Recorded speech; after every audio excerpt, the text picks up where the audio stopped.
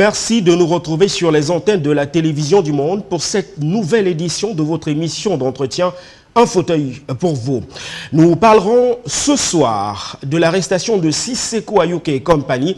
L'information, après un long suspense, a été officiellement confirmée par le pouvoir de Yaoundé. Le ministre en charge de la communication, Issa Tirouma Bakari, l'a rendu public. À Sissekou Ayouké et 47 de ses lieutenants séjournent désormais au secrétariat d'État à la Défense en attendant leur présentation devant les juges des juridictions du Cameroun. On en parle ce soir dans le cadre de cette livraison de votre émission Un fauteuil pour vous. Le projet de fusion au sein de la zone CEMAC des places boursières était également l'objet de l'actualité tout au long de la semaine dernière, qui s'est d'ailleurs achevée par une réunion du groupe de travail de la CEMAC en vue de la fusion des places boursières de Libreville et de Douala. L'information a d'ailleurs filtré également, c'était en fin de semaine dernière. Nous parlerons également tout au long de cette émission en grand axe de l'agriculture, présenté comme un véritable pilier de développement de l'État du Cameroun et qui peine pourtant à sortir des fonds baptismaux. On en parle donc ce mardi dans le cadre de cette livraison de votre émission Un fauteuil pour vous, avec notre invité qui est un ingénieur agronome formé à l'école normale supérieure d'agriculture, mais également à la CEFAC de Montpellier et de Floride. Je rappelle par ailleurs qu'il est l'actuel président du CRAC, Croire au Cameroun, parti de l'opposition qui ambitionne également de briguer la magistrature suprême. Ce soir, dans le cadre de votre émission Un fauteuil pour vous, nous recevons Bernard Djangan, qui est le président de cette formation politique. Mille fois merci d'avoir accepté notre invitation ce mardi. Écoutez, c'est moi qui vous remercie. Très bien, on va certainement commencer par des questions rituelles parce que cette émission, c'est également un axe principal. Y a-t-il des questions sur lesquelles le président Djangan ne souhaite pas s'exprimer? Non, il n'y a pas de questions. Je pense que je suis venu pour échanger avec vous, libre à vous de me poser les questions. Je suis à votre disposition. Très bien, on va commencer donc par quelques questions d'actualité. La première actualité, la semaine dernière, c'était bien évidemment les révélations qui avaient certes filtré dans certains réseaux sociaux, rapportées par certains médias sous la forme conditionnelle, qui vient d'être confirmée. Sissekou Ayouké et 49 de ses lieutenants séjournent désormais au secrétariat d'État à la Défense. Ils attendent leur comparution devant la juridiction compétente. Quelle est la lecture que vous, en tant qu'homme politique aujourd'hui, vous faites de cette interpellation et de cette extradition-là? Écoutez, peut-être ça va vous étonner, je ne fais absolument aucune lecture. Parce que voyez-vous, jusqu'à l'heure actuelle, je n'ai pas vu ceux qu'on dit qu'on a arrêtés, je ne les ai pas vus. Et par ailleurs, quand vous dites que c'est M. Chirouma, le ministre qui a annoncé l'information, je me rappelle qu'en 2008, il a donné une information qui était fausse me concernant, qu'il a déclaré que j'avais porté plainte contre le gouvernement camerounais en Europe, ce qui était archi faux. Donc, quand vous parlez de sécessionnistes, je ne les ai pas vus. Alors, je vais vous faire remarquer, on est dans un environnement où tout est secret d'État. Alors, jusqu'à l'heure actuelle, concernant de ces arrestations, on parle de secret d'État. Ce n'est pas la première fois. Posez la question concernant la santé du chef de l'État. On va vous dire que c'est le secret d'État. Posez la question concernant la situation dans l'extrême nord avec Boko Haram. On va vous dire que c'est un secret d'État. Alors donc, vous me demandez de pouvoir faire une analyse sur des situations qui me sont données par les réseaux sociaux. Je pense que je suis pas disposé. L'information a été confirmée de sources gouvernementales, même si vous n'avez pas pour le moment les visages de ces séparatistes-là que vous souhaitez forcément voir en image. Mais écoutez, je n'ai pas 20 ans, j'ai 60 ans. Depuis que je suis né, je n'ai jamais eu à vivre une situation où on dit qu'on a arrêté les gens, on les a enfermés, qu'est-ce qu'on n'a pas dit autour de ça? Et je ne vois personne. Je vous dis, j'ai 60 ans, mais je n'ai jamais eu à vivre ce genre de situation où on décrit une scène, où on raconte et il s'agit des vies humaines. Je ne sais pas si vous réalisez. Donc moi, je suis mal placé pour pouvoir apporter des commentaires sur un sujet par rapport auquel je n'ai pas des éléments factuels. Très bien. Voilà. Quelle est la lecture que le président du CRAC fait de la crise dite anglophone? Bon, écoutez, j'ai une lecture tout à fait camerounaise. Pour vous dire ceci, l'environnement dans lequel j'ai grandi, c'est un environnement dans lequel il y avait beaucoup... Comment je pourrais dire ça? Je suis Bamileke, en grandissant, j'ai entendu du Bami. On disait les Bami. Comme on disait aussi l'Inkwa. On disait les Anglo. Je ne sais pas si vous réalisez. Alors, c'était des expressions qu'on utilisait de manière péjorative. Ce n'était pas pour honorer. C'est-à-dire, dans notre environnement, on a laissé émerger ce type d'expression qui minorise d'autres groupes. Il faut que nous tous, nous puissions le reconnaître. Or, il s'avère que, du côté de la partie anglophone du Cameroun, des gens ont plus été sensibles par rapport à cette situation que nous avons tous entretenue. Il faut le reconnaître. Alors, ce qui fait que la première lecture que je fais de la crise anglophone, c'est de me sentir coupable. Je crois que vous et moi, nous sommes coupables par rapport à cette situation. Donc, on se doit, à mon sens, je dirais, de présenter des excuses à nos compatriotes de la zone anglophone. Ça, c'est en dehors de toute approche étatique, en dehors de toute approche politique. Pour avoir fait quoi? En tant que citoyen. Déjà, pour avoir contribué à laisser émerger dans notre société ces vocables qui minorisent un groupe. Nous tous avons été victimes de ça et nous le sommes encore. Il faut qu'on le reconnaisse, nous tous. Quand on parle de vivre ensemble, il s'agit de vous et moi et eux. Je ne sais pas si vous comprenez. Donc, nous n'avons pas contribué à entretenir ce vivre ensemble avec un certain type de comportement que nous avons tous partagé. C'est ce que je suis en train de vouloir exprimer. Pour dire ceci, que là où on en est rendu, le courant, l'élan de solidarité par rapport à l'expression qui a été faite par nos compatriotes de la région anglophone n'a pas été soutenu par le reste, comme j'essaie de décrire vous et moi. Et par rapport à cette situation, je commencerai par dire on se doit de leur présenter des excuses pour qu'on reconstruise notre vivre ensemble. Il faudrait qu'on reconnaisse, moi le premier, je le reconnais. C'est ce que je voulais exprimer. Et je veux vous rappeler que tout au début de cette crise, nous on était parmi les ceux, et on l'a déclaré de la manière la plus claire possible. Nous étions parmi ceux qui proposaient et insistaient qu'il fallait que le chef d'État descende sur le terrain, dialogue avec ces autres Camerounais qui exprimaient un mal-être qui par ailleurs est partagé dans plusieurs autres régions. C'est l'expression qui varie. Et c'est ce que je vous ai dit tantôt. On ne nous a pas attendu, on ne nous a pas entendu. Il y a eu des intermédiaires qui sont passés, ils nous ont envenimé la situation pour qu'on en soit là où on en est aujourd'hui. Alors, par rapport à cette crise, avec votre permission, ma toute première parole aurait été de présenter mes condoléances aux familles de côté comme de l'autre endeuillées. Parce que quoi qu'on dit, ça fait mal. Et c'est étonnant de voir ce qui se passe dans cette région à l'heure actuelle. Il y a des gens, généralement peut-être des innocents, qui perdent leur vie, qui perdent des parents. Je ne sais pas si vous réalisez. Je pense que nous leur devons, et je mets ma bouche devant pour dire ceci, présenter les condoléances à ces Camerounais qui perdent les leurs dans le cadre de cette crise anglophone. Très bien. En attendant, peut-être que l'État, ou alors simplement que le ministère public puisse nous fixer sur les motifs d'inculpation de ces séparatistes-là, dont on a d'ailleurs annoncé l'extradition. Après nous avoir dit où ils sont. L'extradition. Ah oui. L'information, c'est qu'ils sont au secrétariat d'État à la Défense. Ça, c'est une information qui court aujourd'hui à travers les médias nationaux. Alors, Président Diongrand, est-ce que cette interpellation, même si vous vouliez toujours le mettre au conditionnel, et il a été confirmé par les pouvoirs publics, avez-vous le sentiment que cela peut faire avancer le débat autour du retour à la paix dans les régions du nord-ouest et du sud-ouest et l'enclenchement véritable de ce discours inclusif que la communauté internationale appelle de tous les vœux? Si tel était le cas, on l'aurait su. Parce que je peux me tromper, mais à la lecture des informations qui nous sont données, lesquelles informations nous avons essayé de vérifier et qui sont vraies, parlant de la situation sur le terrain, le fait d'avoir arrêté cela n'a pas apaisé la situation.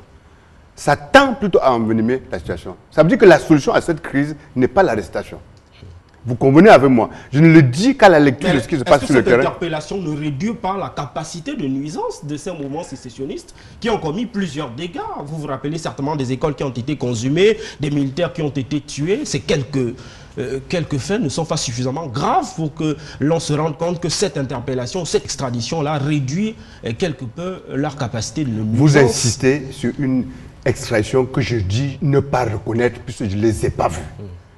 Je ne peux pas commenter ce que je n'ai pas vu. Et tel est le cas concernant cette situation. C'est ce que j'essaie de vous exprimer depuis. Donc je ne peux pas me baser simplement sur les informations qui sont tirées dans les réseaux sociaux pour pouvoir donner une position qui, ma foi, ne m'engage pas tant que ça, puisque je ne les ai pas vues. Quelles sont vos clés pour une sortie de crise dans la crise dite anglophone aujourd'hui? il y a un ensemble de problèmes liés au quotidien des Camerounais qui a été présenté dans le cadre des Camerounais de cette région. Il faut les prendre en considération. Il y a un climat d'insécurité qui règne aujourd'hui dans cette région. Et pour tout le monde, il faut régler cette situation. Je pense qu'il y a une ouverture, il faut essayer de dialoguer avec ceux qui se plaignent d'une certaine situation. Il faut essayer de les entendre. Il faut essayer de faire des propositions. Il faut essayer de négocier. Je pense que c'est par là qu'on peut avoir les chances de sortir de cette crise. Mais je que répondez-vous aux chefs de l'État qui pensent que ce dialogue doit s'inscrire dans la légalité républicaine? Bon, qu'est-ce que vous voulez que je lui dise? Le chef d'État, il est dans ses prérogatives. Il faut le reconnaître à un certain mot. Il a prêté serment, vous le savez. Il a prêté serment pour assumer la responsabilité, non seulement quant à ce qui concerne l'uniformité du territoire, mais quant à ce qui concerne aussi la paix, le bien-être de tout le monde. Ce qui fait qu'il est dans son rôle. Mais le problème, là où le bas blesse, c'est que son rôle va au-delà. Il est dans son rôle pour protéger le territoire, par exemple, mais il est aussi dans son rôle pour faire en sorte qu'il y ait une certaine communauté, une certaine entente, une certaine paisibilité, une certaine sécurité à l'intérieur des populations. Donc il a cette responsabilité. Donc il ne joue pas, à mon sens, les deux leviers du rôle qui est le sien. Très bien. Sortons de ce sujet autour de la crise dite anglophone pour parler d'un autre sujet à présent. J'aimerais qu'on parle des tractations préélectorales qui sont observées au sein de la classe politique depuis quelque temps. On parle d'alliance, on parle de cooptation même, on parle d'opération de charme dans la perspective des élections annoncées au cours de cette année 2018. Il y a des plateformes qui ont permis d'investir quelques candidats. Je vais citer le cas du bâtonnier Keremouna qui a été investi par une plateforme pour la Nouvelle République. Vous, en tant que leader politique aujourd'hui, comment vous observez ces mouvements de coalition au sein de l'opposition? Je les observe. Je les trouve à la limite normales aussi dans le contexte. Je les observe, je les trouve normales. Mais vous savez que c'est les pas chapelles une nouveauté, politiques, bien évidemment. Chaque chapelle politique a sa ligne, a sa manière de voir les choses, d'analyser le contexte politique de notre pays.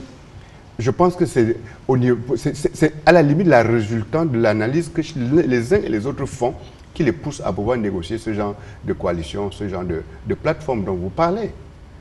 Donc, moi, je ne fais pas plus que ça de commentaires concernant cela. Plus ça les engage entièrement. Maintenant, quand ça concerne le crack, nous avons aussi une analyse que nous faisons par rapport à l'environnement et que nous essayons de... Vous n'êtes dans aucune plateforme? Votre formation politique n'a pas engagé des rapports de collaboration et d'échange avec d'autres formations politiques? Pensez-vous avoir suffisamment l'étoffe pour faire face à la machine qu'est le RDPC? Non, je pense que la chose ne se lit pas de cette manière. Parce que je veux vous rappeler que le CRAC n'a pas été créé pour être un parti politique. Le CRAC a été créé pour être un mouvement politique. De par son projet, de par sa vision. Sauf que de par la législation, vous êtes devenu on est devenu parti politique. On est devenu parti politique de par la législation, mais dans l'esprit, on est resté un mouvement politique. Et c'est pour ça que vous allez voir que, pour l'heure actuelle, le CRAC n'est pas autour des agitations qui se font autour des coalitions et autres. Non, on n'est pas autour de ces agitations. Puisque les objectifs et l'analyse à notre niveau n'est pas celui-là. Je ne sais pas si vous comprenez. À l'heure actuelle, l'action que nous menons est de manière soutenue, et on l'a fait par le passé, on a travaillé en 3 temps. Le deuxième temps, je préfère commencer par là, c'était de concevoir et de sortir un projet qu'on devait proposer aux Camerounais. On l'a fait. Maintenant, dans la phase où il faut faire connaître ce projet des Camerounais, il faut leur expliquer. Je pense que vous me donnez l'occasion de continuer dans cette lancée, et c'est ce que nous faisons à l'heure actuelle. Ça, c'est l'orientation qui est celle du CRAC. Très bien. Il faut qu'on s'entende bien là-dessus. Ce qui fait que on ne se définit déjà pas comme un parti d'opposition, je pense que vous le savez. Le CRAC ne se définit absolument pas comme un parti d'opposition, nous sommes un parti de proposition. Et quand on parle parti de proposition, vous êtes mieux placé que quiconque pour le savoir. On ne le dit pas par opportunisme, absolument pas. Et lorsqu'on veut briguer la magistrature, je pense comme c'est le cas pour vous, vous estimez que vous n'êtes pas dans l'opposition? Mais pourquoi vous voulez qu'on soit dans l'opposition? Pour briguer la magistrature suprême, il faut être dans l'opposition, mais absolument pas. Pour briguer la magistrature suprême, il faut parler aux Camerounais. Ce sont les Camerounais, c'est le peuple qui fait le président, ce n'est pas l'opposition qui fait le président. Je ne sais pas si je me fais comprendre. Or, ce que le peuple attend aujourd'hui, c'est un projet.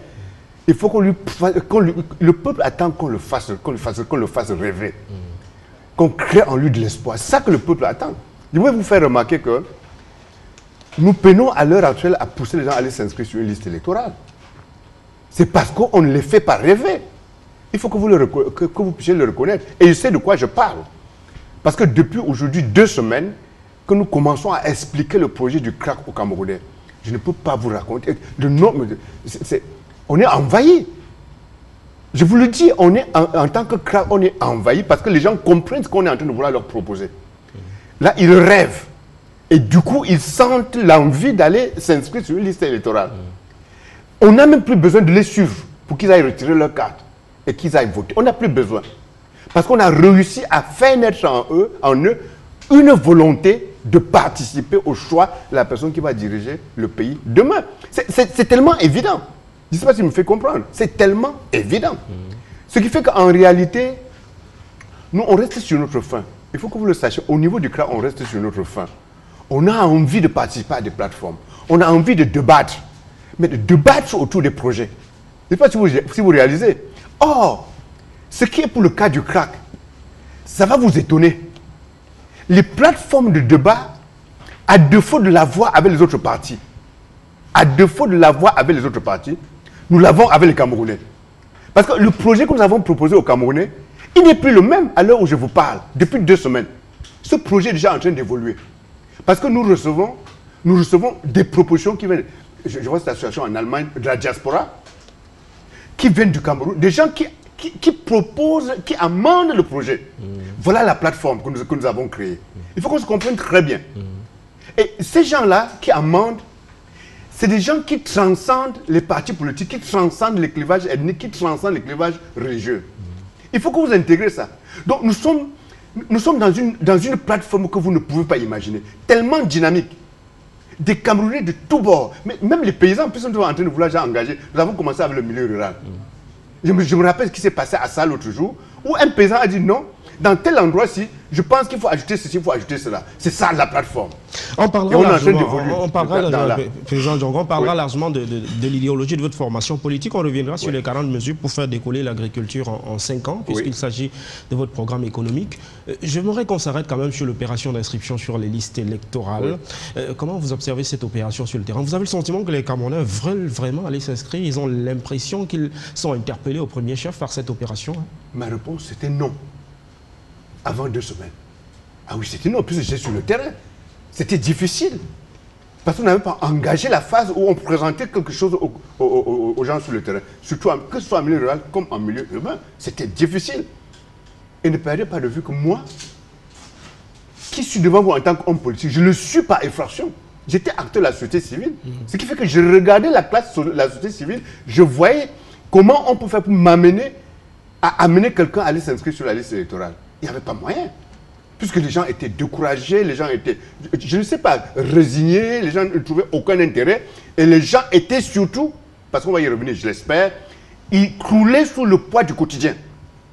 Je dis, mais les gens croulaient sous le poids du quotidien. Donc c'était extrêmement difficile. La preuve, dans notre environnement, il y a beaucoup de gens qui se sont essayés à faire inscrire les gens, jusqu'à prononcer même des chiffres, à faire inscrire les gens sur la liste électorale.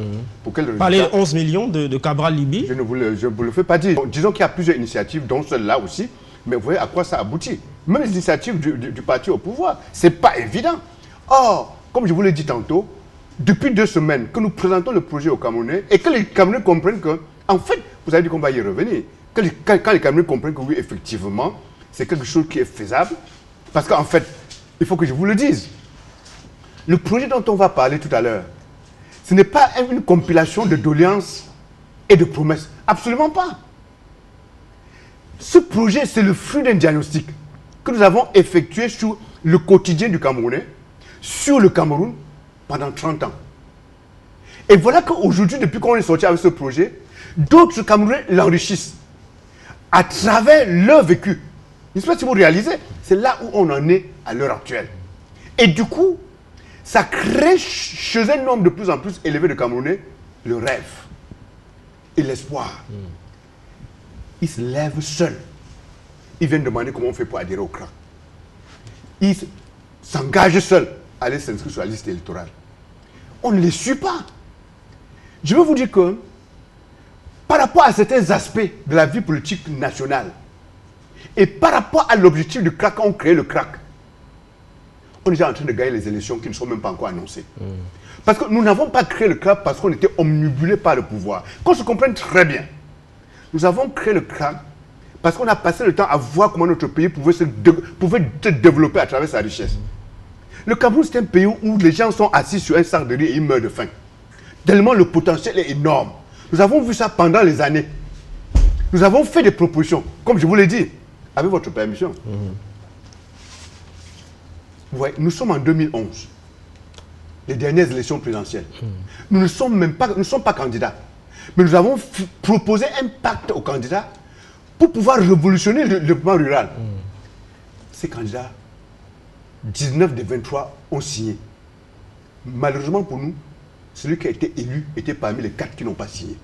Donc, pacte, échec. En 2014, nous disons ceci.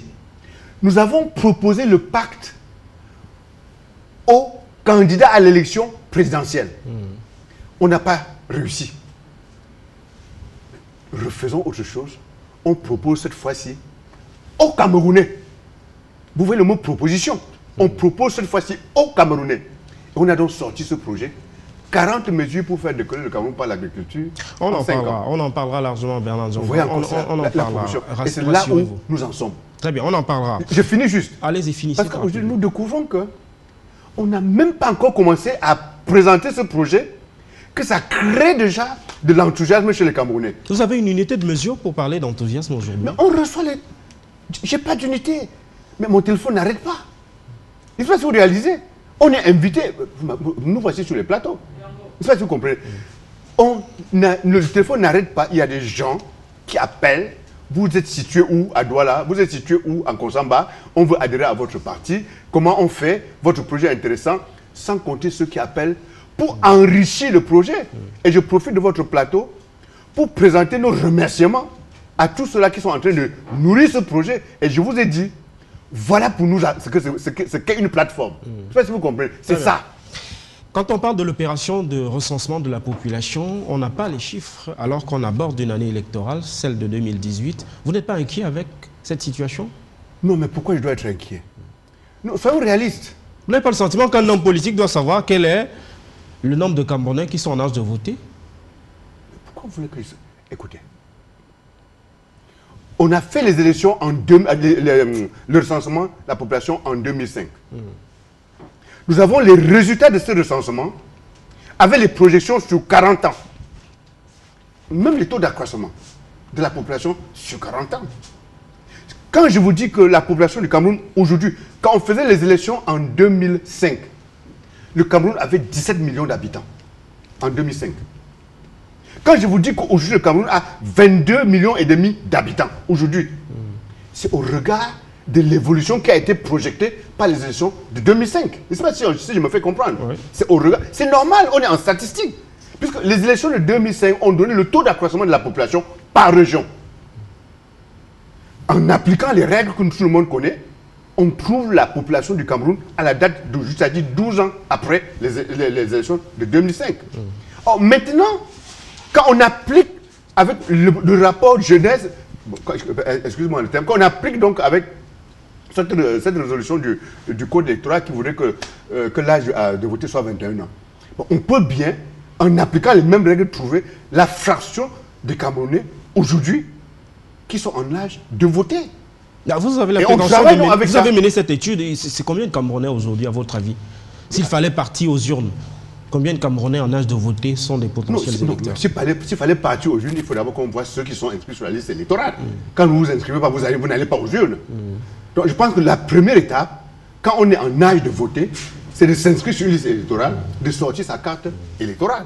Au-delà des plateaux de télévision, est-ce que le CRAC fait des opérations de descente sur le terrain pour amener, inciter les Camerounais à aller s'inscrire?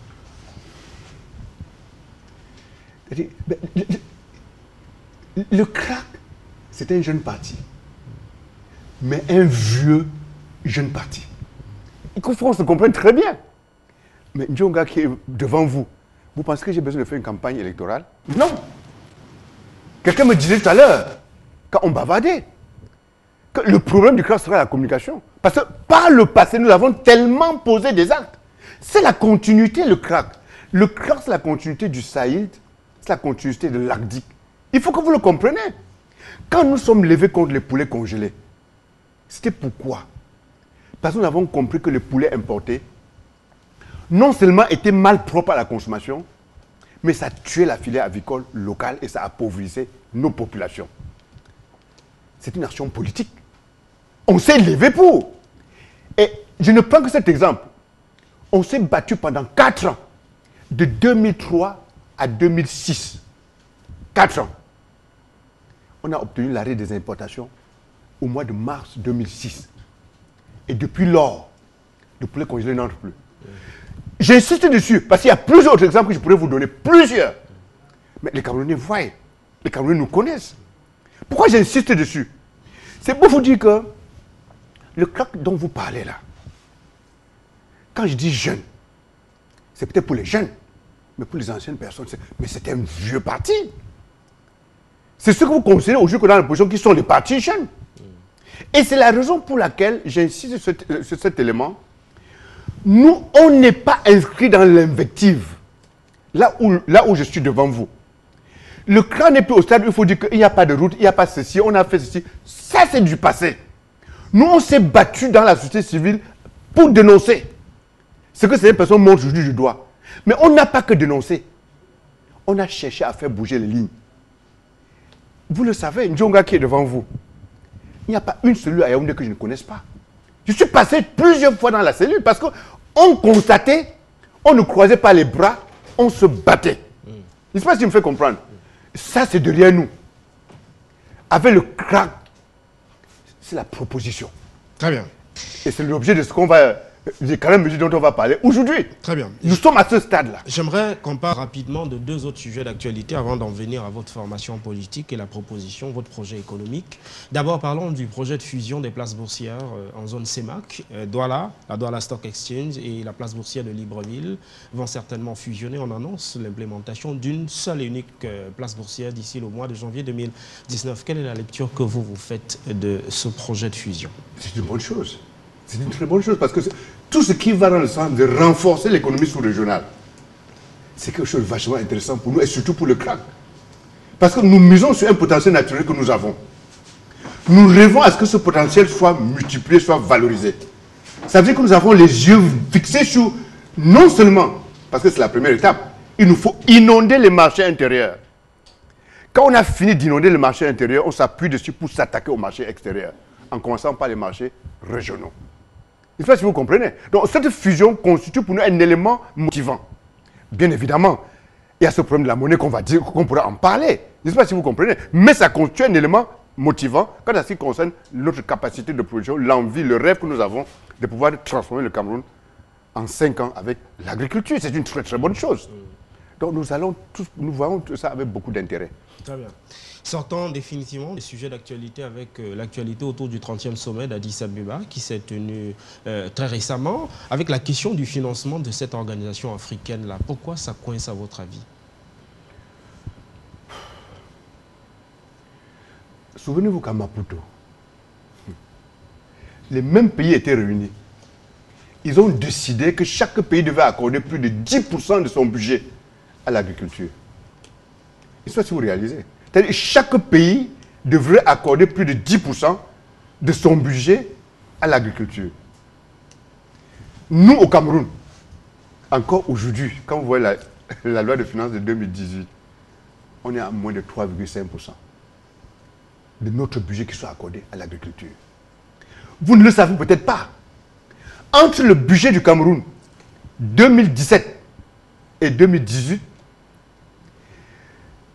le budget du ministère de l'Agriculture est passé de 111 milliards à 86 milliards. Ça a plutôt baissé.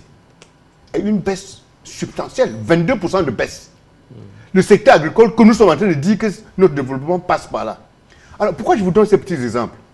Pour vous dire que tout est essentiellement question d'hommes et de volonté politique.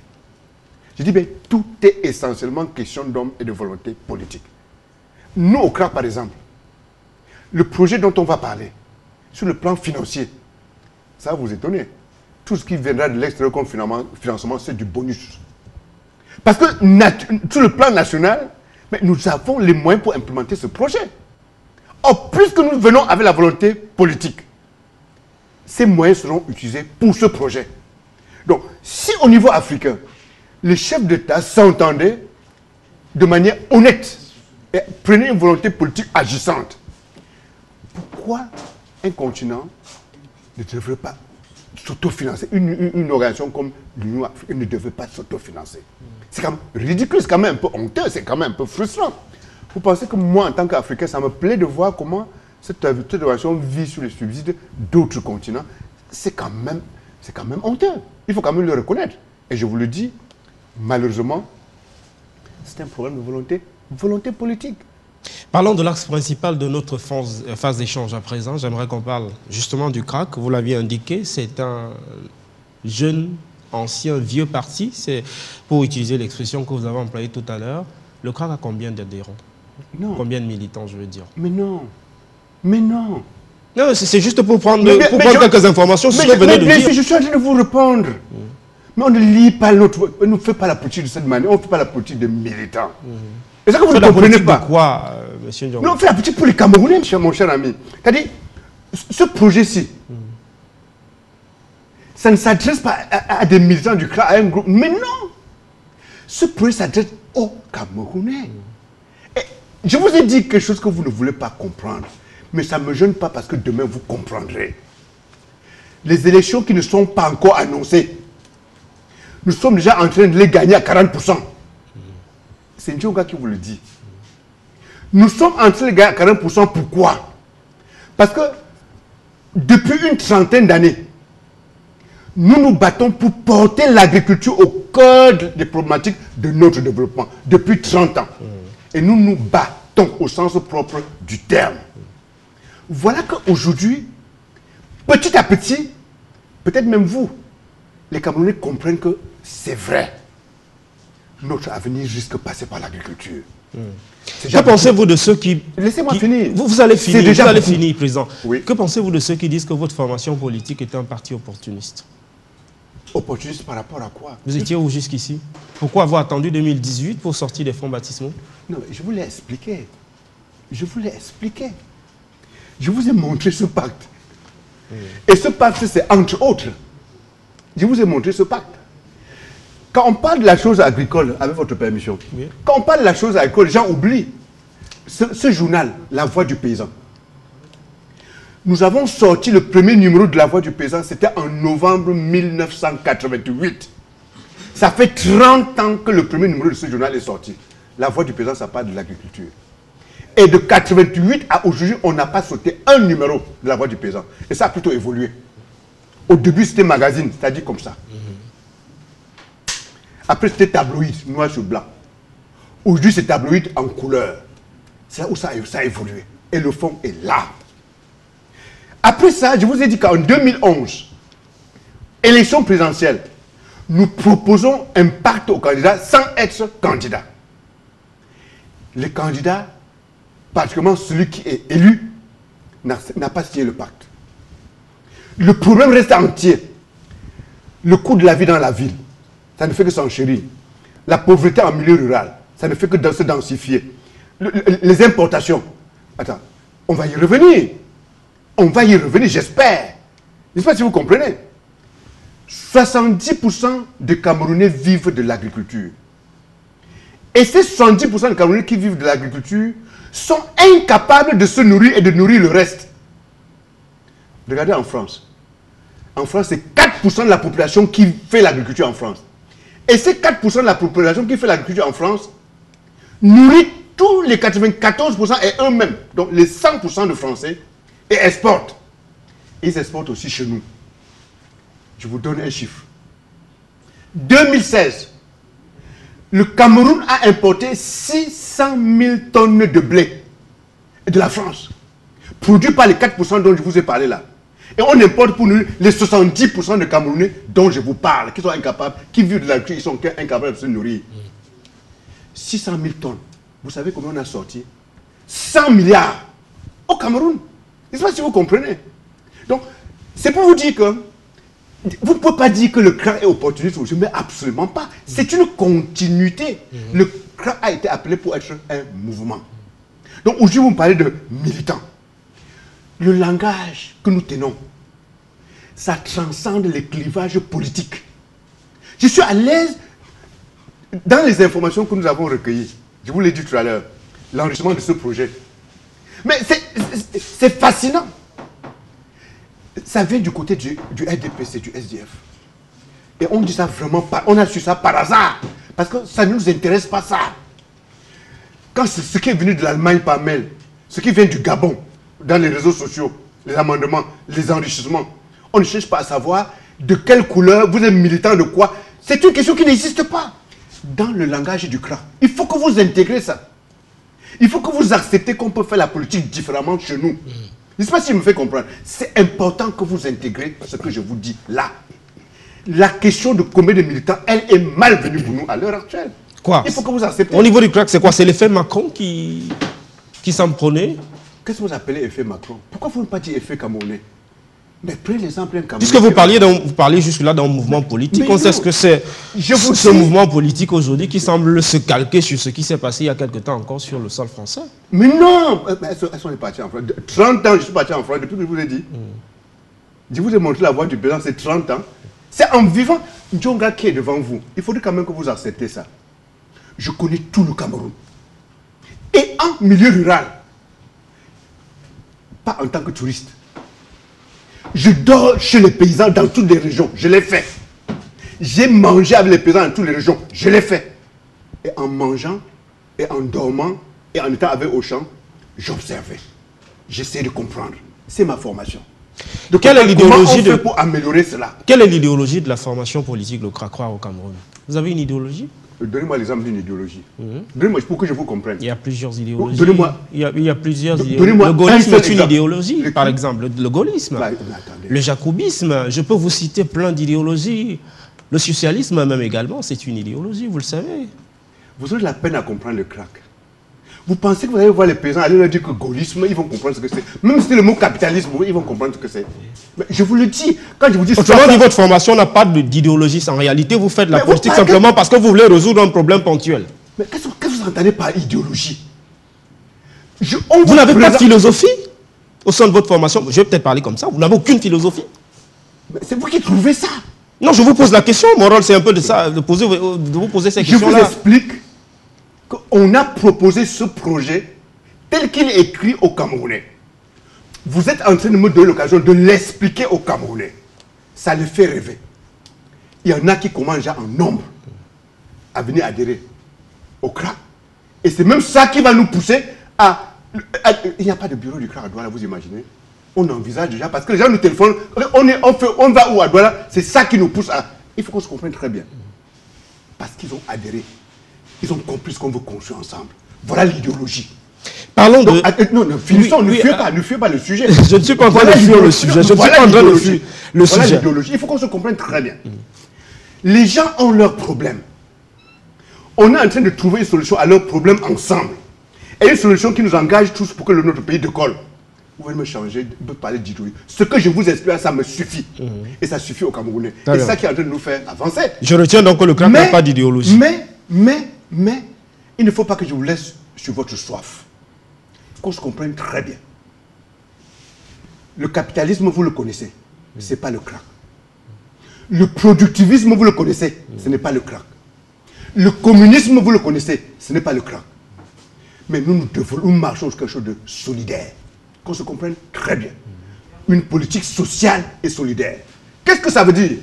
Ça veut dire que dans le développement que nous voulons proposer aux Camerounais, nous privilégions tout ce qui est filière. Il faut que vous compreniez ça. Tout ce qui est interprofession, tout ce qui est syndical, tout ce qui est coopératif. Il faut que vous compreniez clairement ça. Ça, c'est les mots qui sont connus chez nous. Et c'est les mots et c'est les lieux dont nous avons besoin pour faire partie de ce projet. Voilà l'idéologie du CRAC. Si vous pouvez accepter qu'on ait le droit nous-mêmes de nous définir une idéologie. Là, voilà. Parlons de ces 50 mesures pour faire décoller l'agriculture au Cameroun en 5 années. Pour ceux qui ont parcouru brièvement ce programme, Ils disent que c'est une pâle copie des plans quinquennaux Souaïdio. Que répondez-vous à cela? Je doute fort que cela connaisse ce qu'on appelle plan quinquennaux. Je doute très fort. Je vous le dis, je doute très fort. Parce que je suis sorti de l'école en 84. Ingénieur agronome de conception. À l'école, on a étudié les plans quinquennaux. On a critiqué les plans quinquennaux. Je crois qu'un jeune vient de dire ça aujourd'hui, il ne connaît même pas ce que c'est que le plan quinquennaux. Donc il n'a peut-être pas pris la peine de pouvoir lire ce que nous proposons dans les 40 mesures. À la limite, je ne vois même pas les traces de ressemblance parce que quand vous prenez les mesures, j'espère qu'on va y arriver. Les mesures que vous avez choisies, que je vous explique, ça n'a aucun rapport avec les plans quinquennaux. Je ne sais pas si vous me faites comprendre. Quand je vous dis que ces mesures, ce n'est tiré ni des promesses, je pense, ni des doléances, mais d'un diagnostic. Ce que c'est que le Cameroun comme pays, comme richesse, comme ressources. Ce que sont les Camerounais, ce à quoi ils aspirent, quel est leur quotidien. Nous l'avons vécu. C'est de là que sort ce projet. Et c'est 30 ans. Y a-t-il des similitudes avec ce programme économique et le PDI du Cameroun, le plan directeur d'industrialisation, qui dans l'un de ses volets parle justement d'industrialisation du secteur agricole? Il n'y a pas de similitude avec ce que vous proposez? Peut-être si vous le trouvez, tant mieux. Tant mieux. J'ai de la peine à me faire comprendre. Parce que l'origine de ce plan, je vous l'ai déjà expliqué 2 fois. Je n'ai pas prononcé le mot plan quinquennaux, je n'ai pas prononcé PDCI, je n'ai pas prononcé le mot DSRP. Non. Donc il n'y a aucune similitude. Je ne sais pas, il faut qu'on se comprenne très bien. Parlons des 40 propositions, oui. Bernard Django. Parlons de ces 40 propositions, justement. Allons-y. Énumérons ces propositions et de manière progressive. Alors, c'est bien curieux que je commence par cette autre mesure. Aujourd'hui, nous comptons 10 régions. Les 10 régions sont l'objet de découpage politique. Nous disons non.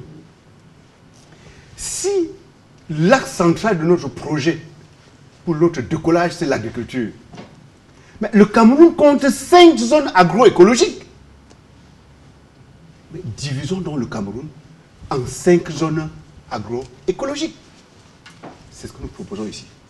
Qu'on passe de 10 à 5 régions. Et les 5 régions seront les suivantes. La région de l'extrême nord et la région du nord fusionnent pour former une seule, qui sera appelée région sahélienne. La région de l'ouest et la région du nord-ouest fusionnent pour former la région des hautes altitudes. La région du littoral et la région du sud-ouest fusionnent pour former la région côtière. La région de l'est, la région du sud et la région du centre fusionnent pour former la région forestière. Et la 5e région, la région de l'Adamawa, qui reste, mais prend l'appellation de la région des hautes plateaux, des hautes plaines. Voilà les 5 régions. Naturelles. C'est-à-dire, ça correspond aux zones agroécologiques. Quand on parle de zone agroécologique, le cacaoyer, ça pousse très bien en zone forestière. Ça veut dire que sur le plan agroécologique, le cacaoyer correspond à la zone forestière. Si vous prenez le cacaoyer, vous l'amenez dans la zone sahélienne, vous le plantez, il ne pousse pas. Ça veut dire que la zone sahélienne ne correspond pas à la plante cacaoyer. Dans toutes les régions, vous avez des cultures comme ça. C'est ce qu'on appelle agroécologie. Mieux encore, les 5 découpages que nous avons donnés correspondent à un découpage culturel. Prenez l'homme du sud-ouest avec l'homme du littoral. Disons le Sahara et le Bakweli, ils ont des similitudes culturelles. Prenez l'homme du nord-ouest avec l'homme de l'ouest. Ils ont des similitudes culturelles. Même chose pour la zone forestière. Donc, en plus d'être une division agroécologique, c'est même une division culturelle. Mais quoi de mieux pour jeter les fondations du développement de ces régions-là, si ça s'appuie sur la culture? Premier avantage. Deuxième avantage, parce que le premier, c'est que chaque zone, on l'aide à développer son potentiel agroéconomique. Il faut les faire comprendre. C'est-à-dire, on lui donne l'occasion à l'ouest, dans les hautes altitudes, on dit, ok, vous produisez les pommes de terre. On vous donne les moyens pour que vous produisiez le maximum possible de pommes de terre. Ça va arroser les 4 autres régions. À l'est, par exemple, vous avez du bois. Mais allons-y. Valorisons ce bois, ça va arroser le reste. Deuxième avantage, comme je vous l'ai dit, culturel. Avec cette autre division, peut-être que vous ne le voyez pas. Lorsque vous voulez mener une action au bénéfice des femmes, je prends ça comme ça, vous allez voir que la femme de l'extrême nord, donc de la zone sahélienne, elle est différente en préoccupation de la femme de la zone forestière. Or, si cette préoccupation est pensée à l'intérieur d'une entité, comme celle qu'on a divisée, on n'a plus de chance de pouvoir réussir. Troisième avantage, le véritable problème que nous avons aussi aujourd'hui, quand on parle de corruption qui touche aux valeurs, c'est parce que notre État est extrêmement centralisé. Tout est à Yaoundé. Or, avec ce découpage, je passe à la deuxième mesure qui est de dire, nous sommes pour que la décentralisation aille au fond. Le chef d'État lui-même l'a dit dans son dernier discours. C'est-à-dire qu'il faut terminer avec la décentralisation. Mais nous allons plus loin. Si vous finissez avec la décentralisation, ça veut dire que c'est le fédéralisme. C'est-à-dire que dans ces régions-là, on aura des États. Chaque État donc, aura des moyens pour développer son potentiel. Je ne sais pas si vous comprenez. Et c'est ça ce sur quoi nous insistons. Voilà deux mesures. Je vous ai parlé du redécoupage administratif et la forme de l'État qui devient l'État fédéré. Je ne sais pas si vous comprenez. Or, il est 5 États fédérés, c'est cela. Hein? 5 États fédérés. Et en faisant 5 États fédérés, on résout tellement de problèmes. Parce que tel que l'État se présente aujourd'hui, il est... Vous savez pas le problème avec beaucoup de légèreté. Vous pensez que c'est simplement un problème de découpage administratif? Mais non, comment vous pouvez dire ça? C'est naturel. Dans chaque État, si vous me permettez le terme, il existera les groupes. C'est naturel. Il suffira simplement que les groupes soient reconnus, acceptés et respectés. À l'intérieur des États, on sait que quand vous prenez la région des hautes savanes, les hautes savanes, dont la Damawa, on a des éleveurs, on le sait, on a les agriculteurs, on a les artisans. Ça existe. Mais c'est des groupes qu'on doit respecter à l'intérieur de ces ensembles. Donc ce n'est pas avec de la légèreté. Et je vous ai dit tout à l'heure que ce projet est déjà en train d'être amendé.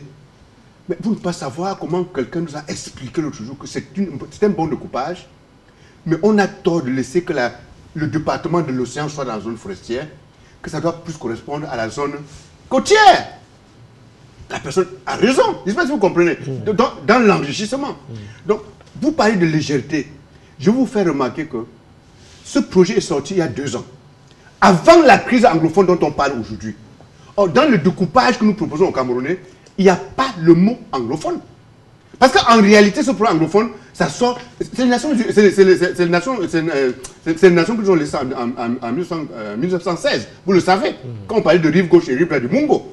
On irait ça de là, ça n'existait pas en tant que tel. Partie française, partie anglophone, ça n'existait pas. Vous êtes d'accord avec moi? Donc, c'est un découpage qui nous ramène à la réalité de ce que nous sommes. De la culture. Mais il n'y a pas mieux que ça pour se développer. Je finis juste par rapport à ça, c'est très important. Allez-y.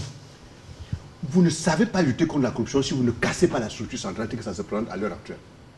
Vous ne pouvez pas. Vous ne savez pas enclencher le développement ici chez nous si vous ne cassez pas cette structure. Je vous donne un autre exemple, juste parce que c'est très important. La région du centre, en considérant les 10 régions, la région du centre aujourd'hui compte 4,2 millions d'habitants. La région de l'extrême nord compte 4,2 millions d'habitants. Donc, la région du centre, c'est 18% de la population du Cameroun. La région de l'extrême nord, c'est 18% de la population du Cameroun. Mais vous allez voir que dans la région du centre, vous avez 40% de médecins. Alors que dans la région de l'extrême nord, vous avez 10%.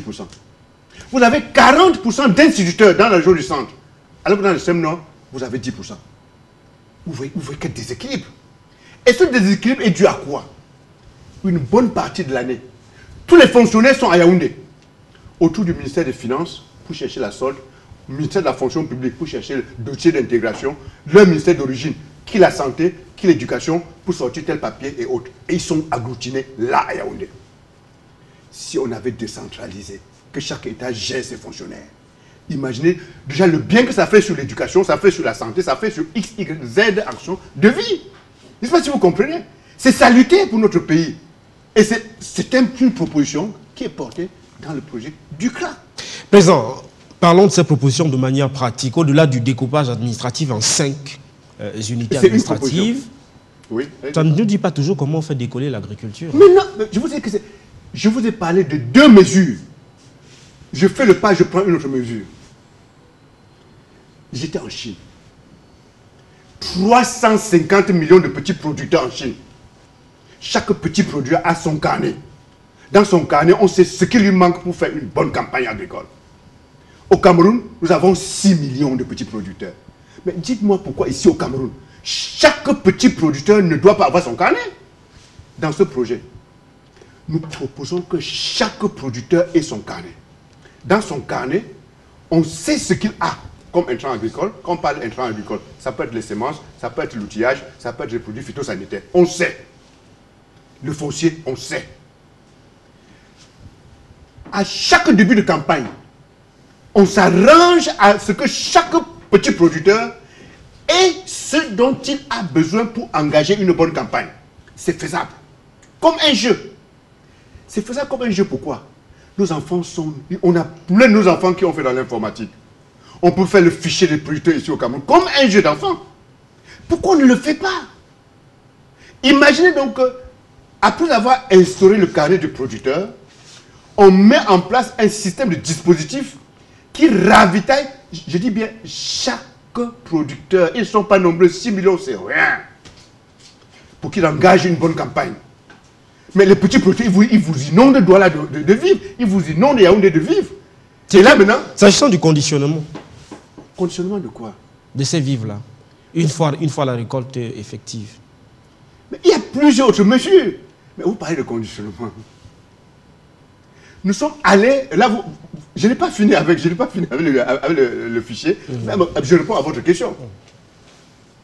L'axe de l'industrialisation du Cameroun tel que nous proposons dans ce projet, c'est les PME et les PMI. Et les PME et PMI doivent être pas installés à Douala, ni à Yaoundé, mais dans les zones où on produit la matière première de ces PME et PMI. Comment comptez-vous financer ces PME et PMI? C'est encore un autre problème. Je vous ai dit tout à l'heure, on a beaucoup d'argent. Je n'ai pas fini de répondre à la question. Vous voulez que je vous réponde à celle-là? Alors, je réponds donc à celle-là avant de revenir sur... Vous demandez comment on compte. Je vous donne la réponse pour toutes les 40 mesures, pour tout le projet du CRA, pour que vous compreniez avant qu'on entre dans les mesures. Quand vous prenez la loi de finances 2018, le budget du Cameroun, c'est 4 500 milliards. Loi de finances 2018. D'où viennent les 4 500 milliards? Vous avez 2 500 milliards qui proviennent de ce qu'on appelle les recettes fiscales. C'est-à-dire impôts, douanes, TVA, etc. Mais attention, vous avez 500 milliards qui proviennent de recettes pétrolières. Ça, c'est ce que nous avons. Hein? Parce que la recette fiscale, ça sort de l'activité que nous menons. Est-ce que vous comprenez? Donc, le véritable problème que nous avons aujourd'hui, ce n'est pas un problème d'argent, mais c'est un problème de gestion de l'argent que nous avons. Qu'on se comprenne très bien. Donc, quand je parle de 500 milliards rien que de recettes pétrolières, ça veut dire que l'argent liquide, on l'a. Mais jetons un coup d'œil pour voir comment ça se gère. Je prends le Sénat. Depuis 3 ans, le budget du Sénat tourne autour de 14 milliards et demi, le budget du Sénat. Je ne pose pas la question sur ce à quoi sert le Sénat, non. Je me refuse de poser cette question. Mais j'interroge le budget. Donc, l'année 2015, c'est 14,5 milliards. 2016, 14,5 milliards. 2017, 14,5 milliards, même chose 2018. Ça veut dire qu'au Sénat, quand on achète les véhicules, l'amortissement, c'est 1 an. Non, dites-moi. Ça veut dire que les charges là-bas, c'est 1 an. C'est-à-dire chaque chose, ça, 1 an, c'est fini. C'est ce que ça veut dire. Vous convenez avec moi qu'il y a un problème de gestion. Est-ce que vous comprenez? J'insiste là-dessus. Pour vous dire que le projet que nous proposons, que le CRA propose ici, le problème d'origine des moyens pour le financer n'existe pas. J'espère que je suis en train de le résoudre. Et c'est une des mesures. Il faut gérer au mieux les moyens dont nous disposons. Je vous donne un exemple pour qu'on se comprenne très bien encore.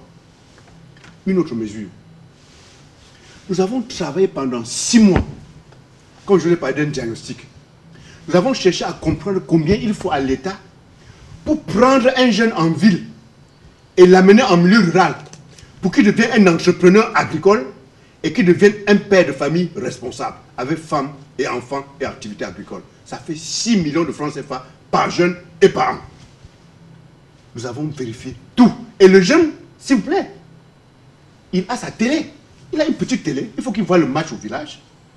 Il a le réseau. Il faut qu'il soit connecté à l'étranger. C'est normal. Et il a une belle maison. Belle maison avec du matériau local. On en a.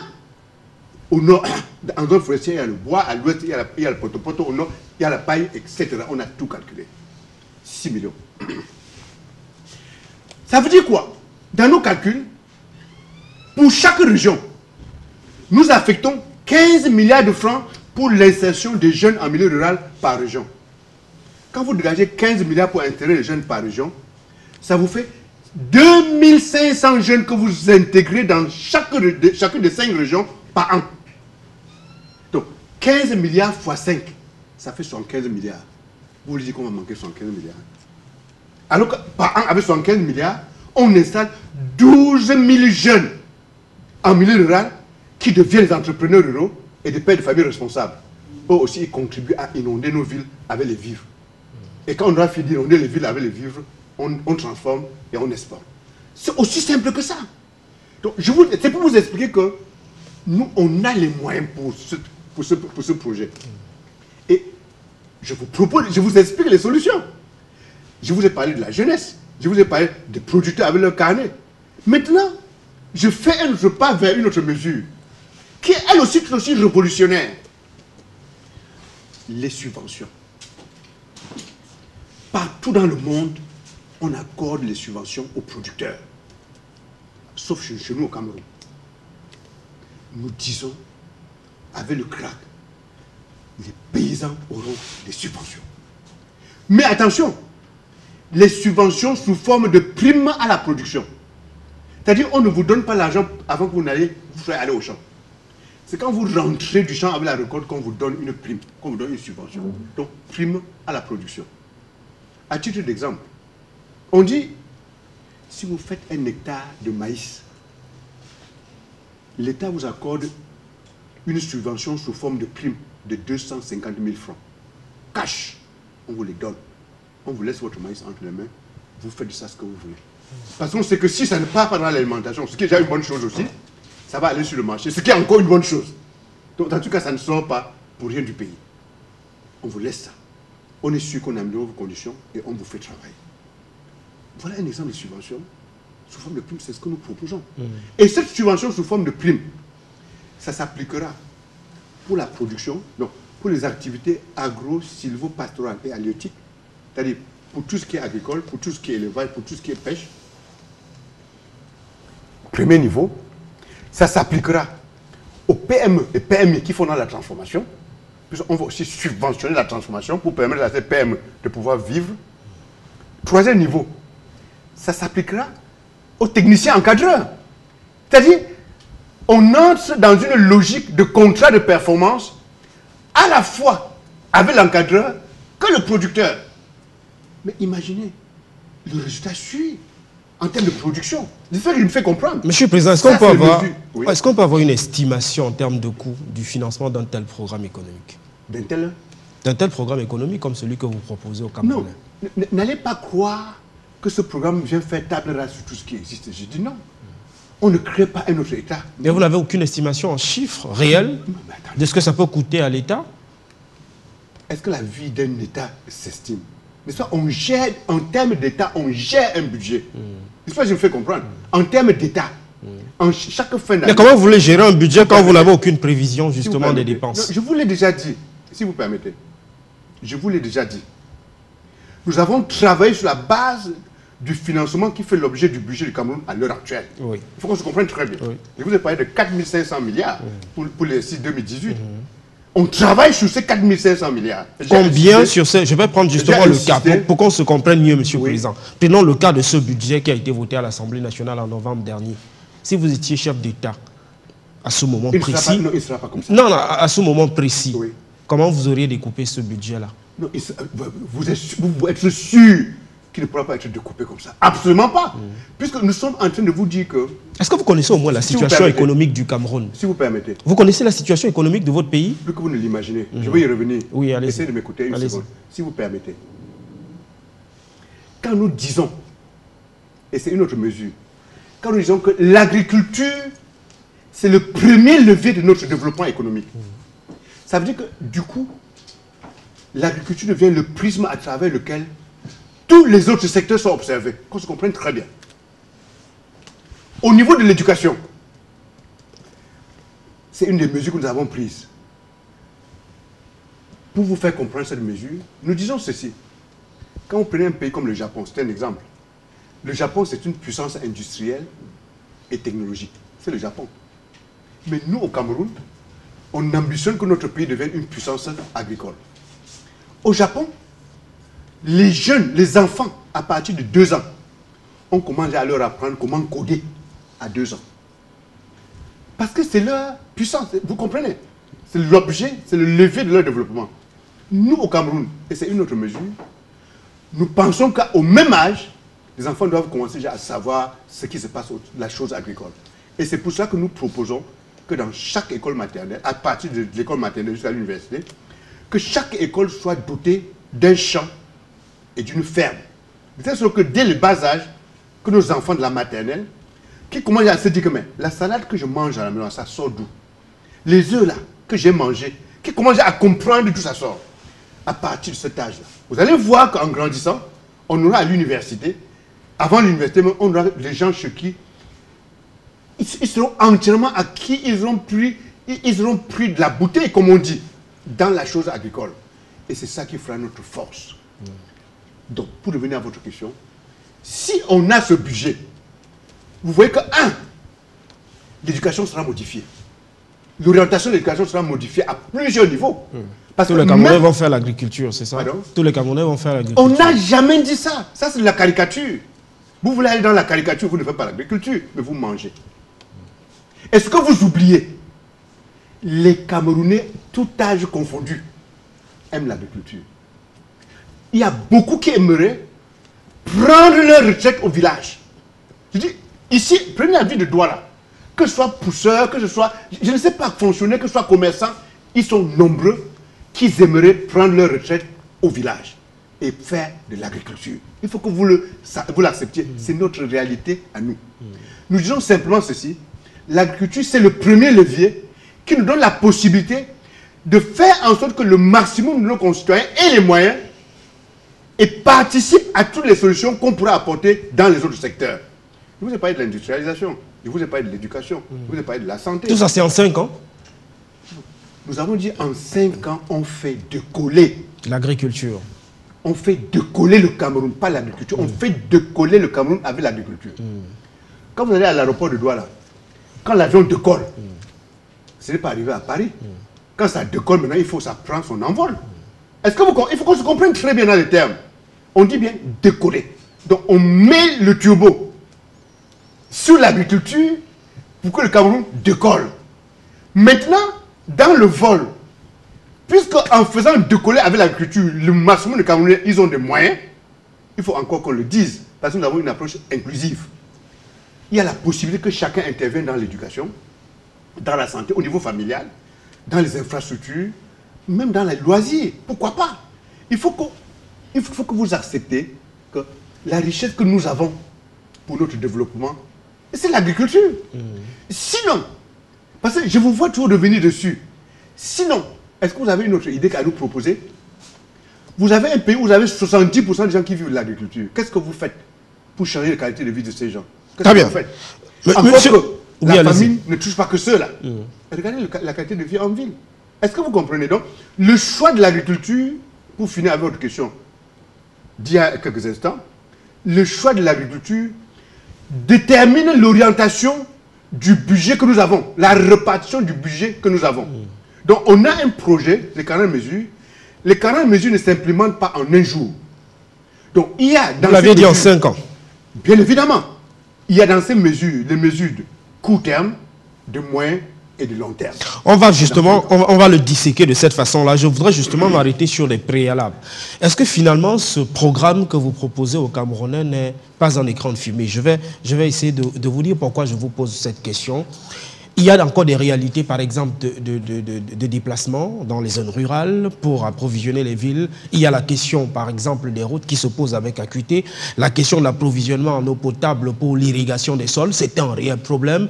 Le problème de la réforme foncière est un problème au Cameroun. Et vous pensez qu'en 5 ans, vous pouvez résoudre ce problème-là, qui sont des préalables, finalement, pour faire décoller le secteur agricole? On a abordé 5 mesures. Tout ce que vous évoquez se trouve ici dedans. Tout, mais je vous donne l'orientation. Une fois que vous avez compris que l'agriculture devient le levier premier de notre développement, elle devient, quand il parle d'agriculture, c'est les activités agro-silvopastorales, j'insiste toujours dessus, c'est tout ce qui est élevage, tout ce qui est pêche, tout ce qui est production agricole, et bien évidemment, et son pendant agro-industriel. Il faut qu'on se comprenne très bien. Oui. Quand on a choisi que c'est l'orientation centrale, tout se lie à travers ce choix. Je vais peut-être vous poser la question différemment, Monsieur le Président. Peut-on relancer l'agriculture au Cameroun aujourd'hui avec un secteur énergétique déficitaire? Mais si l'énergie n'est pas prioritaire. C'est-à-dire, vous prenez des éléments de ce projet, je vous l'explique. 5 régions. Dans la redéfinition du plan d'organisation de chaque région, ici, nous proposons qu'on dégage 3 types de caractéristiques. Premièrement, les terres agricoles. Quand vous prenez une région comme la région des Hautes-Plaines, donc l'Adamawa aujourd'hui, l'Adamawa aujourd'hui a 120 000 km². C'est extrêmement vaste. Et vous avez suffisamment de terres inoccupées dans cette région, mais qui par endroits servent de terres de pâturage. Qu'est-ce que nous proposons? Dans une région comme celle-là, ce qu'on fait, à travers la prime à l'élevage, on facilite la tâche à ceux qui font l'élevage des bœufs, puisqu'en Haute-Plaine, c'est facile, c'est plus facile. Le bassin de l'Adamawa, vous le connaissez très bien. À travers les primes à la production, on facilite ceux qui travaillent dans le fourrage. Ces 2 mesures nous permettent de réduire l'espace de pâturage pour obtenir un peu plus d'espace pour l'agriculture. Comme nous avons décidé de mettre en place la maïture, parce que vous connaissez la maïture en ville. En ville, la maïture viabilise les terrains urbains, 250 m², 500, 1000 m², et les met à la disposition des usagers. Nous faisons la même chose, mais les terrains ruraux. 50 hectares, 100 hectares, 150 hectares, on les fait. Une fois qu'on a fait ce morcellement de 150, 100 hectares et autres, on fait venir la route. Là où il y a le pont, on fait les ponts. On fait venir la lumière. Tu représentes tout ça en 5 ans. C'est réaliste? Mais vous vous focalisez. Je vous parle de décollage. Vous avez de la peine à faire la différence entre l'avion qui décolle et l'avion qui vole. Vous avez cette peine-là. Donc je vous parle du décollage. L'avion décolle et l'avion vole. Pour atteindre un but. 5 ans, c'est le décollage. Là, on met le turbo. Donc tout ce que nous expliquons ici, on peut amorcer dans les 5 années. Même ce que je vous explique. Vous avez parlé de l'énergie, vous avez énuméré une série de problèmes pour dire que c'était un écran de fumée. Je suis en train de vous l'expliquer. On apporte l'eau, on apporte la route, on fait les ponts. Je vais plus loin. On met sur chaque parcelle les caractéristiques du sol de cette parcelle. On peut aller encore plus loin, puisqu'on a la technique. On met sur chaque parcelle le type de culture qui correspond à ces 50 hectares-ci, à ces 100 hectares. On met ça là. On laisse ces parcelles à la disposition des usagers, exactement comme on fait en ville. Imaginez le problème qu'on résout. Parce que l'un des problèmes, et vous l'avez évoqué, que rencontre la production agricole chez nous aujourd'hui, que rencontre le problème de l'investissement chez nous aujourd'hui, c'est la sécurité des terres. Donc un problème foncier. C'est ce que vous avez évoqué. Je ne dis ça que pour ce que j'ai appelé les terres agricoles. Dans l'aménagement du territoire, dans le cas de chaque zone, quand je précise chaque région, je précise très bien. Deuxième forme d'aménagement, il faut que vous me donniez du temps pour. Quand vous allez à Ombessa, Ombessa est propice à la culture des ignames. On fait de Ombessa ce que nous avons appelé les bassins de production des ignames. Dans d'autres régions, vous allez avoir un bassin de production du maïs, bassin de production du soja, bassin de production du sorgho, etc. Mais une fois qu'on a identifié un bassin de production, on applique la même règle. Il faut qu'il y ait les routes qui amènent cette région de la production à la consommation. Et à l'intérieur de la région, il faut qu'il y ait les routes qui facilitent la production dans la région. Il faut qu'il y ait de l'eau d'irrigation dans la région. Il faut qu'il y ait de la lumière, donc l'énergie dans la région. Et on a les moyens pour. Et maintenant, il faut qu'il y ait les facteurs sociaux, c'est-à-dire l'école, la santé, dans cette région, dans ce bassin. Vous voyez donc que l'orientation des infrastructures et même l'orientation des investissements sociaux, ça va avec les zones de production, puisqu'on les a, caractéristiques, bassin de production. Et on va plus loin. Pour le cas d'Ombessa, comme pour l'Ignam, on veille à installer à Ombessa un centre de recherche spécialisé pour l'Ignam. Ce centre de recherche va nous permettre, va travailler sur la transformation de l'Ignam, les techniques culturelles de l'Ignam, les maladies de l'Ignam, etc.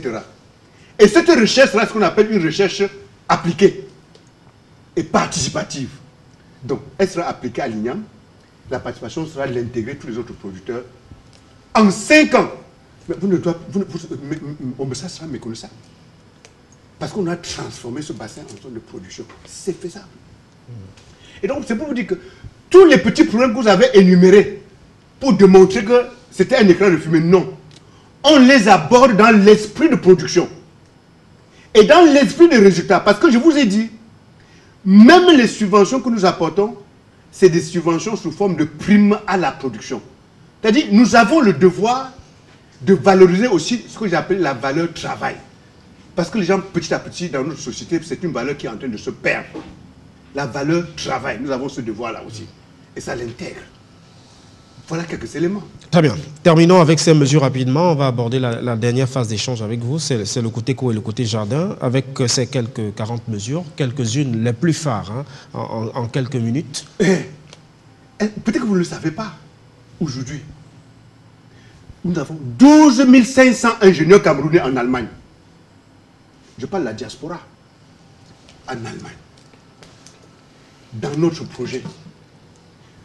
Au moins la moitié de ces numéros, il faut qu'ils rentrent. Pour participer à la mise en place de ce projet. Cela veut dire que vous allez faire sauter le verrou de la question de la binationalité. Vous allez vous attaquer à ce problème-là?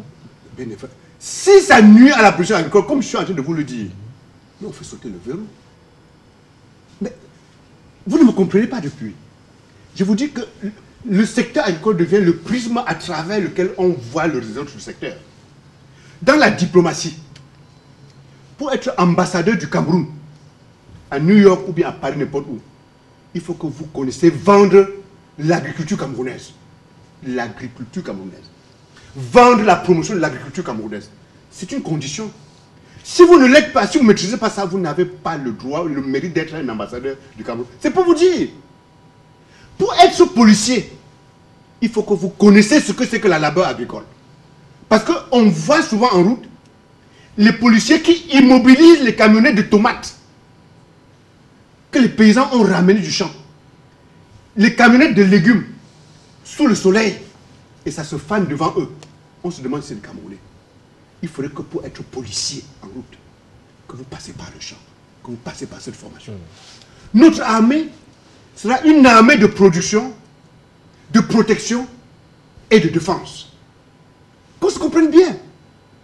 Est-ce que vous comprenez? Donc, à travers cette agriculture, on touche à tous les secteurs.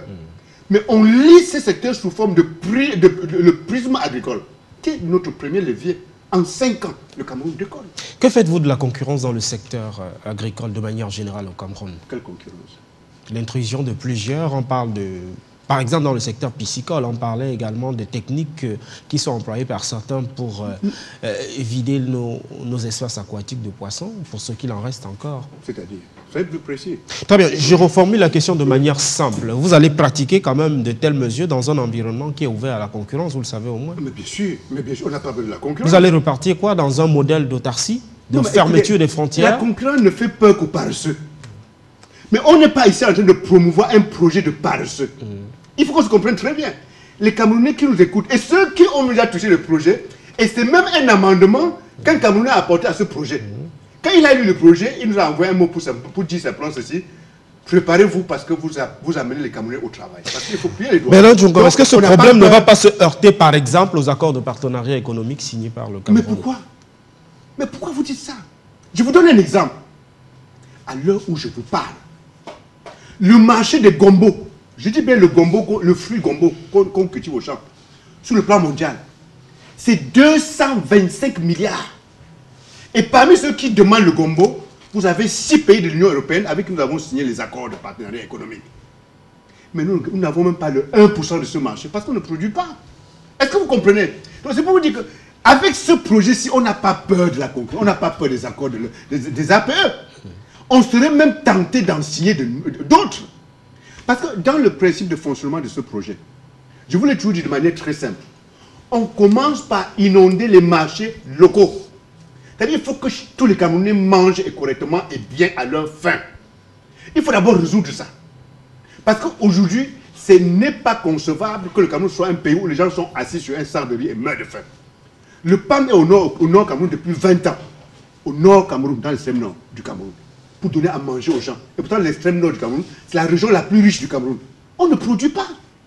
Est-ce que vous comprenez? On en importe pour le riz. Je vous donne les chiffres de 2016. 600 000 tonnes de riz importés en 2016 au Cameroun. La valeur de ces 600 000 tonnes, 170 milliards. Donc vous n'allez pas me dire d'où vient l'argent. Donc, on prend cet argent pour pouvoir importer 600 000 tonnes. Ça vient du Cameroun. Et quand vous regardez ces 170 milliards, 170 milliards, quand vous prenez cette somme, rapprochez ça à ce que je vous ai expliqué concernant l'installation des jeunes en milieu rural. Ça fait combien de jeunes qu'on aurait installés en milieu rural? Et quand vous prenez la production de chaque jeune au bout de 2 ans, vous le convertissez, regardez le tonnage de vivres que ces jeunes auraient ramené, non seulement en ville pour l'alimentation des populations, mais aussi dans l'équilibre de la balance commerciale. Est-ce que vous savez que vous avez 3 produits? Le poisson. On importe chaque année 240 000 tonnes de poisson. 170 milliards de francs CFA. 600 000 tonnes de riz, je vous l'ai dit. 170 milliards aussi. Je ne sais pas si vous imaginez. 600 000 tonnes de blé, 100 milliards.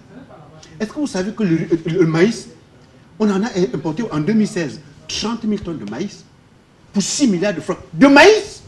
Vous ne savez peut-être pas ça. Donc, vous n'allez pas me dire qu'on manque de l'argent pour faire produire et on a tant d'argent pour importer. Ce que je vous ai cité, vous êtes déjà autour de 500 milliards de francs. Il faut que vous le sachiez. Donc, notre problème, c'est qu'on ne travaille pas. On a laissé de côté ce qui était notre source de développement, qui est l'agriculture. Il est simplement question de revenir à la raison. Et en 5 ans, le Cameroun décolle. Et c'est là où, quand vous prononcez le mot crack, ça me fait sourire. Parce que le rêve que nous avons à l'heure actuelle, c'est que les Camerounais nous mettent à l'épreuve. 5 ans, ce n'est rien sur le thème agricole. Très bien. Qu'ils nous mettent à l'épreuve. Monsieur le Président du CRAC, on sort définitivement de ces 50 propositions pour aborder 2 autres sujets avant de terminer cette émission d'un fauteuil pour vous. D'abord, n'avez-vous pas le sentiment que la naissance du CRAC a signé l'acte de décès de l'ACDIC? Mais non. Mais tout au contraire. Tout au contraire. Le CRAC au pouvoir, c'est un vœu, c'est un souhait. Ce sera l'ACDIC qui doit être multiplié par 10. Parce qu'un pouvoir n'est efficace que si son contre-pouvoir l'aide à mieux gérer. Je ne sais pas si je me fais comprendre. Or, l'ACDIC, le poste, la position que nous avons occupée à l'ACDIC, on faisait contre-pouvoir à la place des partis d'opposition. Nous l'avons dénoncé à son temps. Parce que nous étions proches des producteurs, nous étions proches des Camerounais, nous connaissions le quotidien des Camerounais. Nous faisions des propositions à ceux qui nous gouvernaient, pas seulement à ceux qui nous gouvernaient dans l'administration, même à ceux qui légiféraient, les députés à l'Assemblée. On aurait chaque fois les dîners parlementaires. Donc on voyait et on fait la proposition. Si ces gens-là prenaient nos propositions en considération, c'est tout le monde qui vivrait mieux. Donc, ce qui a manqué, c'était une bonne volonté agissante du côté des politiques. Parce que du côté de la société civile où se situait l'ACDIC, nous battions ce travail-là. Aujourd'hui, vous me demandez ce que deviendrait l'ACDIC si le CRA avançait. L'ACDIC sera donc l'outil plein dans son rôle. Et nous aurons l'oreille attentive à la société civile, pas simplement à l'ACDIC. Parce que c'est de ce côté-là qu'on a le vrai son, qu'on a la vraie image des réalités des Camerounais. Et nous prendrons en compte ces réalités pour pouvoir orienter la politique. Monsieur le Président, énumérons quelques éléments qui entrent certainement dans le bilan qu'on peut faire de votre présence à la tête de l'ACDIC, qui se dit que vous avez eu beaucoup de subventions. Oui, oui, j'ai eu. J'ai eu, mon cher ami. Vous avez mis ça dans un compte privé, monsieur le Président? Si vous permettez, entre 1990 et 2000, le budget de l'ACDIC, c'était 1 milliard chaque année. Et on travaille avec. Vous travaillez avec 1 milliard chaque année? Bien sûr. Vous n'avez pas viré ça sur vos comptes personnels? Ça ne venait pas de l'État. On cravachait pour avoir ça de l'extérieur. L'État ne nous a presque... Non, je dis des bêtises. Parce qu'à travers les véhicules immatriculés IT, nous bénéficions des frais, nous bénéficions des réductions sur la douane et autres. Ça, c'est l'apport de l'État. Il faut le reconnaître à notre action. Et en ça, il faut saluer aussi. Et je le dis ici. Mais attention, le gros de notre budget, il fallait cravacher pour l'avoir au niveau international. On ne vous a pas dit que dans le budget, dans la loi de finances, il n'y a pas une ligne qui finance la société civile. Et je veux même me plaindre en vous dire, je veux même vous le dire. Quand vous créez un parti politique, vous n'êtes éligible à aucune ligne, à aucun budget, à aucun projet qui vous permet de vivre. Est-ce que vous comprenez? Ça n'existe pas. Et encore ça, c'est le travers de notre système de démocratie. Est-ce que vous comprenez? Donc, c'est pour dire ceci.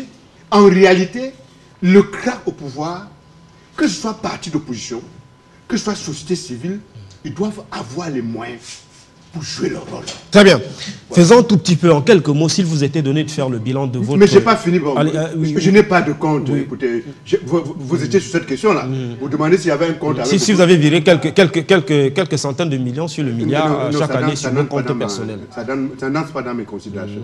Déjà, j'ai démissionné de la fonction, puis vous le savez. Il n'y avait pas de crise. Il n'y avait même pas de raison de démissionner. C'était ce que vous dites. De quoi vous vivez, monsieur Ndiongo? Mais je travaille. Même à l'ACDIC, je travaille. Mais vous pensez quand je Yaoundé pour venir ici chez vous, c'est vous qui mettez l'essence, c'est l'État qui met l'essence dans la voiture. Mais il faut bien travailler. À l'heure actuelle, en tant que CRA, on est pauvre. Si on avait les moyens pour présenter ce projet au Cameroun, on serait très loin aujourd'hui. J'espère que vous comprenez. Et on se bat pour que les gens cotisent.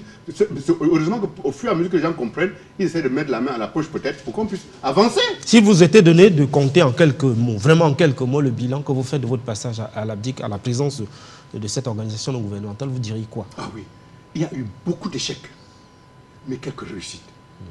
Prenons le cas de la campagne contre le poulet congelé. Quand nous avons commencé avec la campagne forte, c'était en 2003. De 2003 à 2006, la production locale de poulet congelé s'était descendue jusqu'à 15 000 tonnes par an. Mais quand nous avons fait arrêter les importations, avant la grippe aviaire de 2016, la production locale, on était à 75 000 tonnes de poulet produits localement. On gérait déjà 60% du marché sous-régional en eux. Donc c'est pour vous dire qu'il y a quelques succès, mais beaucoup d'échecs. Parce que le premier échec, c'est le fait de n'avoir pas réussi à convaincre les politiques de ce que la protection, le mot protectionnisme, certaines personnes n'aiment pas, mais pas moi, je l'aime. La protection des productions locales, la promotion de tout ce qui est production locale, était l'axe central pour notre développement. Là, on a échoué. On n'a pas réussi à convaincre les politiques. Si on avait réussi à les convaincre de cela, de cette justesse, on ne serait pas arrivé en politique. Monsieur le Président, c'était un échec qui nous a amenés en politique. Très bien. Monsieur le Président, vous êtes désormais à la tête d'une formation politique qui aspire à briguer la magistrature suprême en 2018. Vous l'aviez vous-même dit, c'est un très jeune parti. Un très jeune vieux parti. Très bien. Où comptez-vous trouver les 30 millions de cautionnement électoral? Et avez-vous un seul conseiller municipal qui vous prédestine justement à remplir les conditionnalités? Comment allez-vous faire? Par quelle alchimie vous pensez que votre candidature sera validée si vous n'avez pas les 30 millions et un conseiller municipal? Non, mais écoutez, pour ce qui est du conseil municipal, on peut bien avoir les 300 signatures qu'on nous demande. Vous espérez que vous allez pouvoir trouver des dignitaires issus de la formation politique d'en face qui acceptent de signer? Mais bien sûr. Mais puisque je vous ai expliqué, à travers ce projet, nous parlons aux Camerounais. Et je vous ai dit que les amendements que nous avons jusqu'à l'heure actuelle sur ce projet, lesquels amendements nous remercions, nous saluons. Ça nous sort de partout. Très bien, vous avez dit que le CRAC, c'est un parti ça nous sort de partout. Donc pour vous dire que quand on parle de 40% de Camerounais qui comprennent déjà que notre développement passe par l'agriculture, ce n'est pas 40% de gens qui sont de tel parti, de telle religion ou bien de telle ethnie. Non, c'est les Camerounais. Or, les 300 signatures qu'on demande, 30 par région, on en a 10, vous êtes d'accord là, vous le savez. Mais c'est des Camerounais.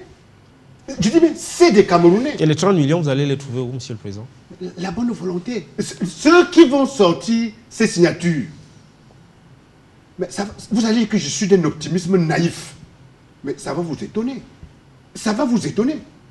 Ceux qui vont sortir ces 300 signatures, donc ces 30 signatures par région, qui sont de toute obédience politique, ils trouveront les moyens, parce qu'ils ont compris le sens du projet.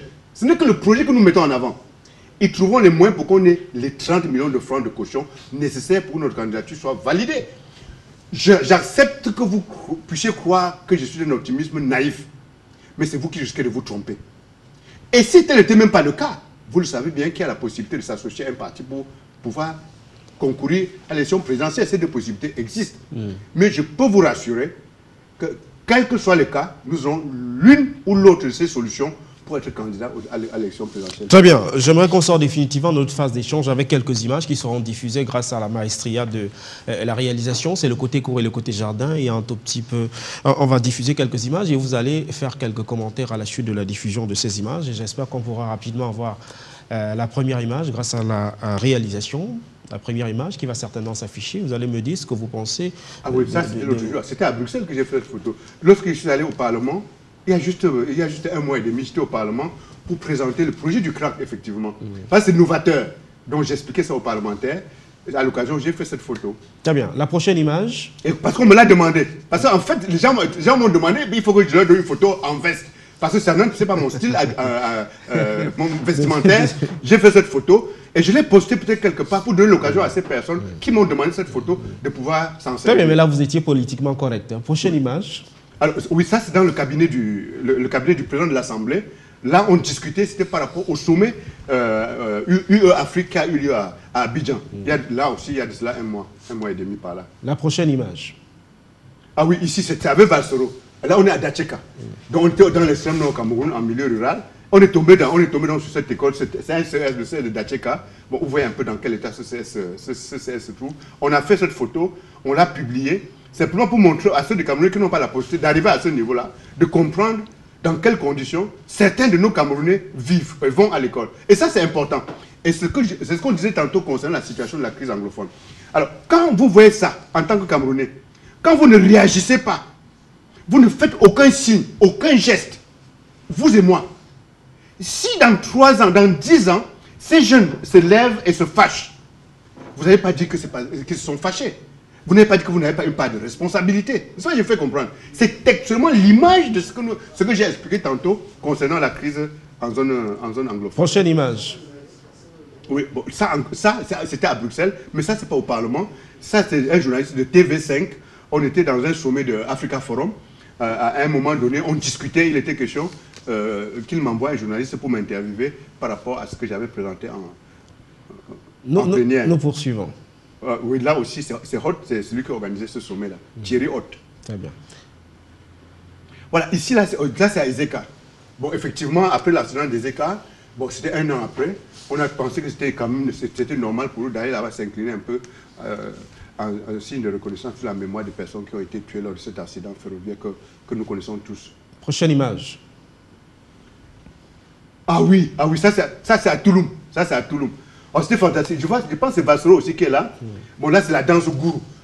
Il s'appelle ça la danse gounia. Ah, c'était très très excitant. Vous voyez, même comme là, on est tout heureux d'être présent. C'est pour vous dire que... mais je ne sais pas. C'est souvent agréable d'être en milieu rural.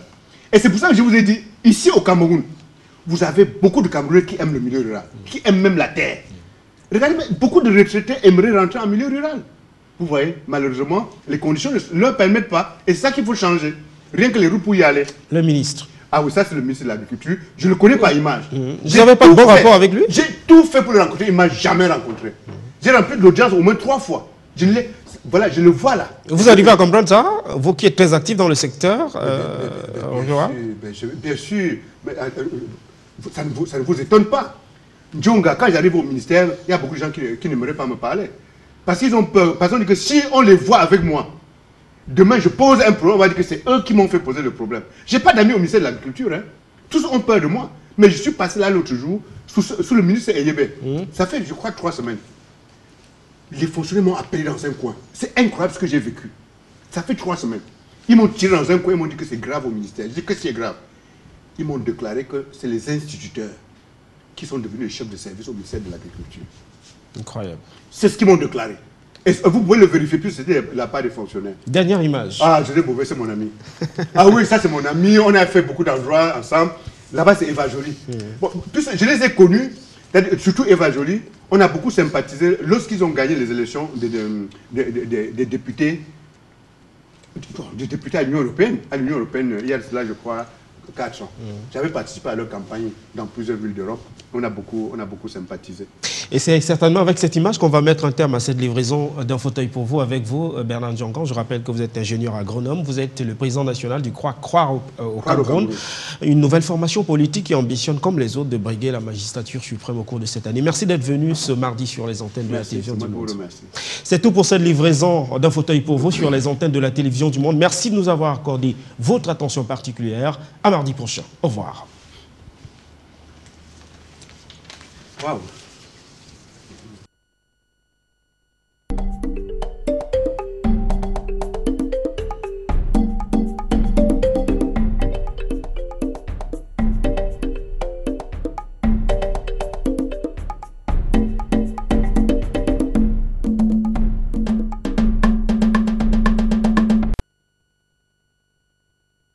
Je suis Bernard Djonga, je serai l'invité d'un fauteuil pour vous mardi 6 février et nous parlerons amplement de 40 mesures pour faire décoller le Cameroun par l'agriculture en 5 ans. Et je dis bien en 5 ans. Et ce sera en direct.